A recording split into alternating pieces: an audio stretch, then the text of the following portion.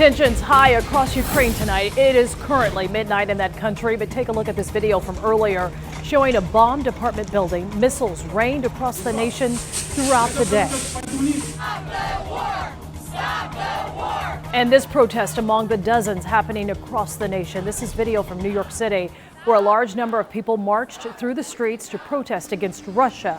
We'll show you more protests in just a few minutes. And now at 5:30, joining us for more context on what's happening right now is Professor Raymond Hill from Emory University's Business School. Professor Hill, thanks for taking time for us. We appreciate it. Glad to be here. Want to get right into it because you are a money man. Talk to us about this, because this afternoon, President Biden called for swift and severe economic penalties against Russia. So finance and technology being the main targets of these new sanctions. Will this hit Putin where it hurts when we're talking about money?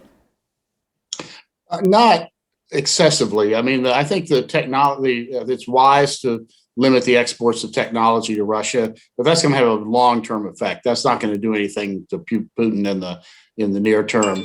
The financial sanctions, we're sanctioning a few of the Russian banks and some of the oligarchs, and they will have some effect, but it's not going to be enough to deter Putin and not hurt that much.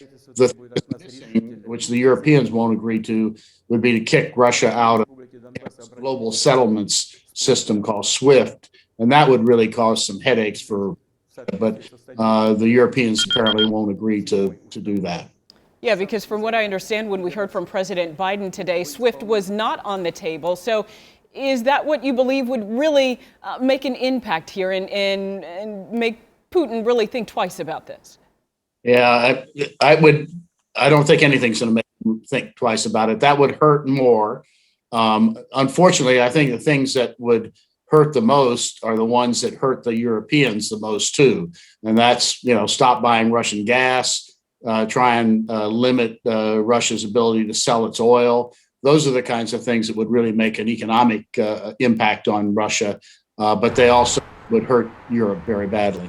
I have friends, Mr. Hill, from Russia and Ukraine who live in Metro Atlanta. Their concerns for their families on both sides of that country, they're saying that they're already seeing there's empty store shelves, a lot of scarcity, and then the fear of how this could trickle down global wide. Could we see higher gas prices? We just got reports of a Coke bottler closing up shop because of the invasion in Ukraine. What could we see as consumers, and how soon could we see it as it starts to trickle down?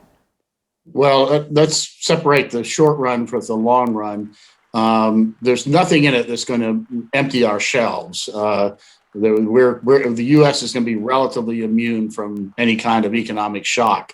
I think what we will see, what's already happened, is oil prices have gone up by about $10 just this week. And so we're living in an age of high gasoline prices, and gasoline prices are going to jump up a little bit more. And so that's going to be painful. I don't expect that to last because at the current price of oil and the current price of natural gas, the U.S. will produce lots more oil and lots more natural gas. So that'll bring down gasoline prices and oil prices, but it's not going to happen next week, and it's not going to happen next month. It'll take months for that to come online. And Professor Hill, bottom line for us here in the U.S., obviously we're concerned about Ukraine and our Ukrainian neighbors there, and also folks in Russia as well too. We have connections here, but what is the bottom line for us here in the U.S., where we can't look at it and say, oh, that's happening over there, because everything affects everyone? Yeah, again, I think we should be concerned for humanitarian reasons, for political reasons, but the U.S. is going to be relatively immune from the economic impact. Europe is going to bear the brunt here, but Europe imports virtually all of its energy. We are a big energy producer, and we can produce a lot more. And at the end of the day, we are not going to see much of an economic impact, except in the very short run. Raymond Hill, we certainly appreciate your insight this afternoon, and thank you for your time.